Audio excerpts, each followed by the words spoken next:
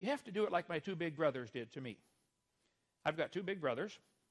They've always been older than I am. They still are today, I believe. But when I was about 6 years old, I was raised in East Peoria, Illinois. And I came running in for breakfast one morning, and I was the first one there. And I got the last banana out of the bowl to put on my cereal. Well, a few minutes later, my two big brothers came in. They said, "Hey, Kent, is that the last banana?" I said, "Yep," and I got it. How many of you have an older brother or sister? You know that wonderful feeling you get when you finally pull one over on them, okay? That morning I had them, and I knew it. They either beat him up and take it away by brute force, or they lie to him and trick him out of it somehow. So my brother said, "Hey, Kent, do you know how bananas are made?" I said, "No." I was only 6 years old. It's been proven in laboratory tests the brain doesn't even start to grow till kids are 18 to 20. How many parents can verify that one from raising kids?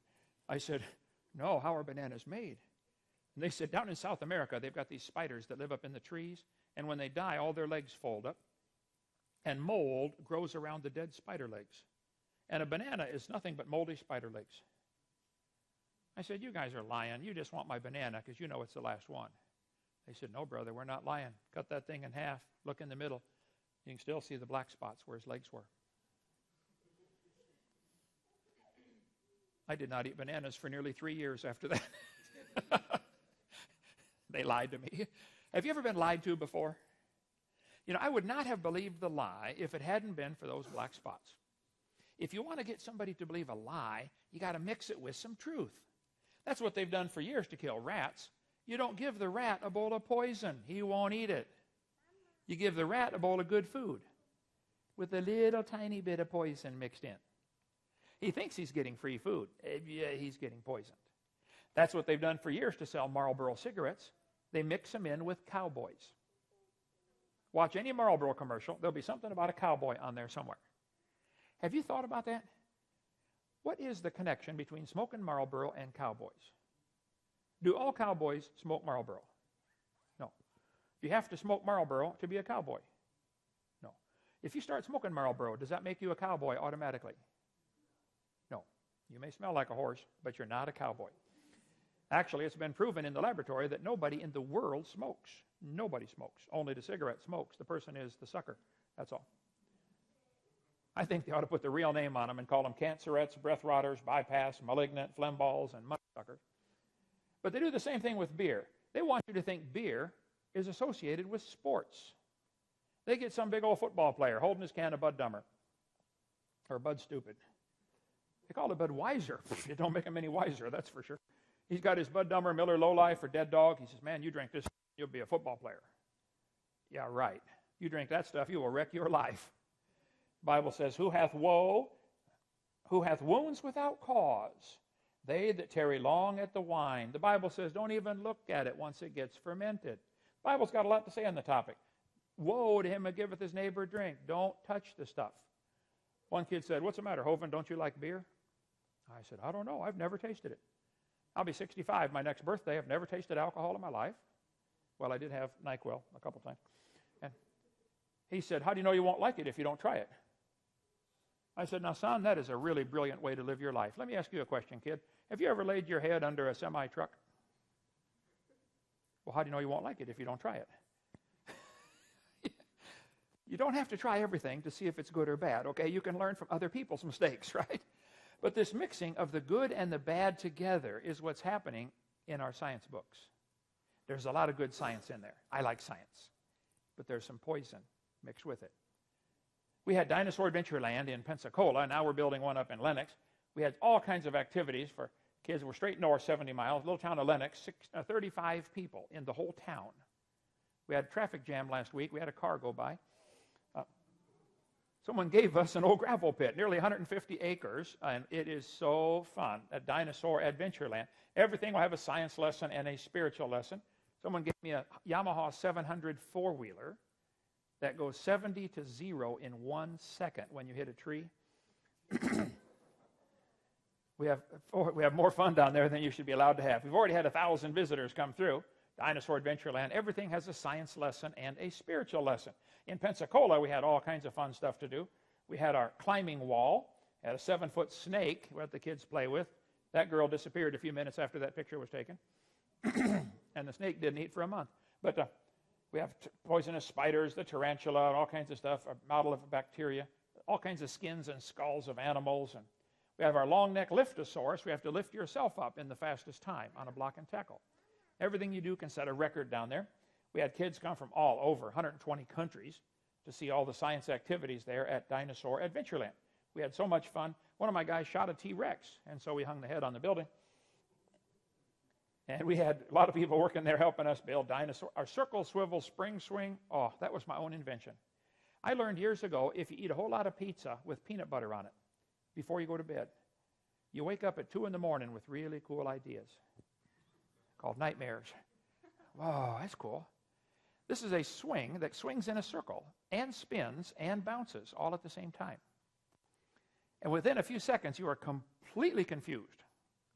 Then you stop the kid on the swing and say, okay, over on that tree, there's a wooden Bible we made out of wood. A Bible looks like a Bible. We say, we want you to go over there and hold that tree, because believe it or not, that tree's not moving. When you get off of this thing, you're going to think the whole world is moving. No, it's you. It's right in your head, okay? Everything's fine. And when you get all confused in life, go hang on to God's Word. It'll calm you right down. That's some of the types of lessons we teach there at Dinosaur Adventureland. We had a 3-dimensional cave crawler. You crawl in, go up, down, backwards, forwards. It's a maze. There are 2 kids still stuck in there from 7 years ago. Our giant swing, we should see the one we're building now. This one's only 16 feet. We got one going up now, 50 feet. Parents say, is it dangerous? Oh, yeah. What if my kid falls? Well, the ground will stop him. He won't fall forever. I mean, hello. Yeah, but what about if it hurts my kid? We say, well, there's a lot of kids. You can always make another one. It's not that complicated. So we have so much fun. Most of the creation guys are busy building museums, which is fine. But in kid language, museum equals boring. You go look at this and look at this and look at this and look at this, and you go home. Okay? Was that fun? Yeah. You want to go back? No. I think kids ought to leave Dinosaur Adventureland with their hair singed and their clothes ripped, saying, whoa, that was fun. Let's go do that again. So we have all kinds of activities down there. We teach kids science lessons, how you can measure your own horsepower. How many horsepower are you? You can find out at Dinosaur Adventureland. We have lots of stuff. Our fossil dig pit, where you can dig for fossils and stuff like that. My granddaughters are now 14 years old, but that was our Triceratops. People donate to help us keep going, and we have lots of science lessons and activities. We even teach the kids the scientific way to shoot a rubber band. How many of you have never seen the scientific way to shoot a rubber band? Okay, I need one boy and one girl. How about you and you? Come on up here, and we'll teach you the scientific way to shoot a rubber band. Okay, now what is your name, sir? Come on up here. Jacob? Trey. Huh? Trey? And is this your wife? What's her name? No? What's your name? Patience. Are you? No. You're not patient, but you are named Patient. Here you go. Take one of these. Don't eat that, okay? Okay. Now, I want to see how far you can shoot the rubber band back that way. Go ahead. Ladies first. Patience, go ahead. How far can you shoot the rubber band?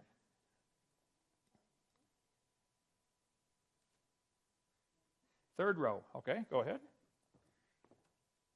Whoa, fourth row. Now, watch how a science teacher shoots a rubber band. Are you ready for this? Who's in the sound booth back there? Okay, now right now, you are thinking of a question, and the question has 5 words in it. What question are you thinking about? How did you do that? I told you, 5 words, right? Now, before I explain the scientific way to shoot a rubber band, sound booth, ready? Okay. I need to explain something else to you that's very important. Some kids should not learn how to do some things. Who's responsible for this one right here? Is he okay with this information? Mom says no, Dad says yes. There, just look at him carefully. Look at that profile. He looks like a future terrorist, doesn't he? Let me ask you a question. If you knew how to do this, would you sit in the back row at the class in school and think about, I can hit anybody in the room? You would, wouldn't you? Yeah, I know.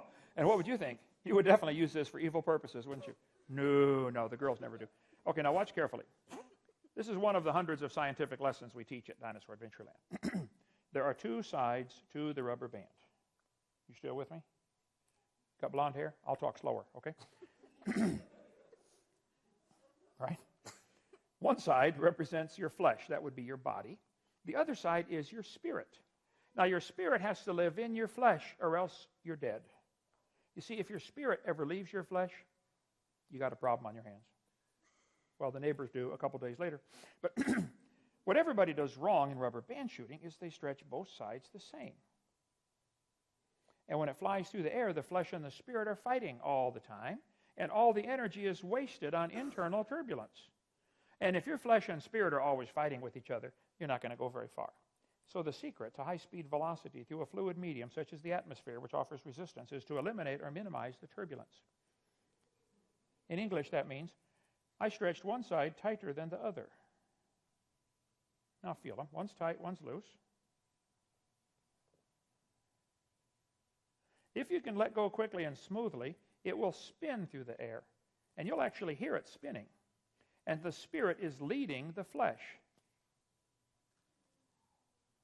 And you go much further in life if your spirit leads your flesh instead of having your flesh and spirit fighting all the time. So, when I'm up here speaking with a whole bag of rubber bands next to me, knowing I can hit anybody in the room, it's an awesome feeling of power. You understand what I'm talking about? You do, don't you? Okay, have a seat. Thank you so much. Thank you. Give him a hand there, folks. That's just one of about 3,000 lessons we teach at Dinosaur Adventureland. We teach the kids, by the way, if your flesh and spirit are always fighting, you're not going to go very far. Get control. Subdue the flesh. Anyway, we make a scientific paper airplane. How many saw those before we started today? My paper airplanes go so far, if they don't land in a tree or on a building, they go all the way to the ground. How many have one of the planes? Hold it up there. Let me see it. Look at this. All right, we'll make a bunch more at the break time here in a minute. We like science around our place. We even make, could you go back, get me one piece of paper and the Scotch tape. I'll show you another cool airplane you probably have never seen. The point is, faster than that. Go. Okay, there you go. I forgot, I normally have it up here with me, but I forgot.